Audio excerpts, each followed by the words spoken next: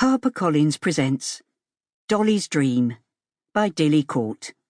Read by Annie Aldington. For Josie, a wonderful mother and her daughter, Lisa. Chapter 1. Rockwood Castle, March 1874. Dolly Blanchard, known by all who loved her as Dolly, was bored. Born to comparative wealth and brought up in an ancient castle, surrounded by a loving family, Dolly wanted for nothing. She was officially out in society, having somewhat reluctantly undertaken a London season at the age of 17.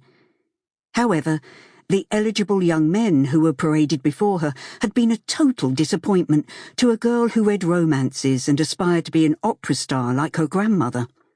None of her would-be suitors had matched up to her papa, who had been a dashing soldier until he was badly injured in the Crimea, or her kind Uncle Freddie.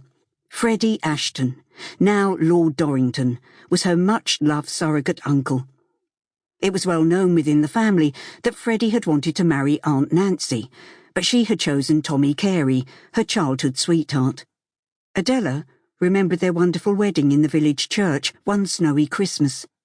She'd been a bridesmaid, along with her younger sister Phoebe and little May.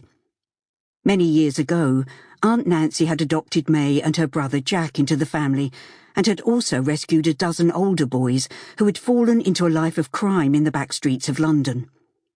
Nancy obviously loved children, and after her marriage she had produced 3 sons in quick succession.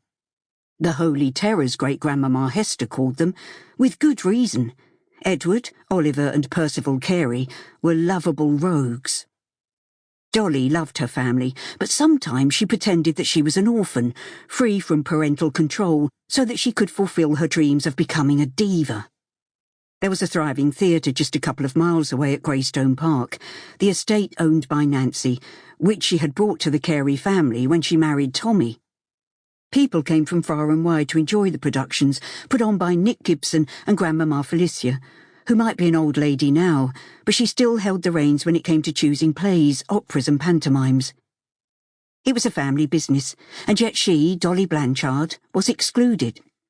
She stood up and stamped her foot. It was a childish thing to do, but it emphasised the strength of her emotions. "Dolly, what are you doing skulking in your bedroom? You're wanted downstairs in the drawing-room." Phoebe had wandered into the room unnoticed. She slumped down on the bed, pouting. Adela sighed. At 15, her sister took after their Aunt Patricia in looks, with violet blue eyes and blonde hair. She had also inherited Aunt Patricia's volatile temperament, which in Phoebe's case meant that she was either in high spirits or in the depths of despair, causing everyone to suffer.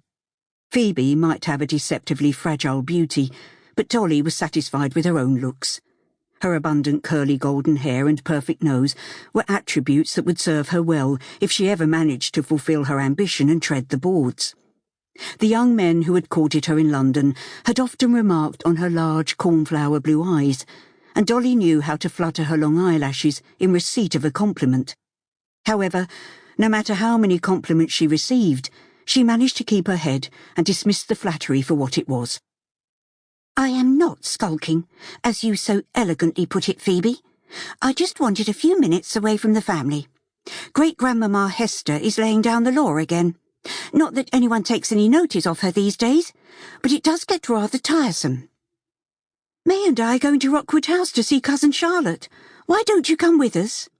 Dolly tossed her head. "Thank you, but I'm 19. I don't want to play with little girls. I'm roughly the same age as Charlotte, and May is nearly 16, or so she thinks. It must be odd not knowing your exact date of birth, or who your parents were." "It's not something you should talk about, at least not in her presence, if it upsets her." Phoebe rose to her feet. "You are a grumpy thing today. I came to give you some news." "What news?" Dolly asked reluctantly. She did not want to give her sister the satisfaction of seeing that her curiosity was aroused. "Todd Taylor has returned to the village. He's qualified now, and he's taking over Dr. Bulmer's practice." Phoebe laughed. "I thought Sample complete. Ready to continue?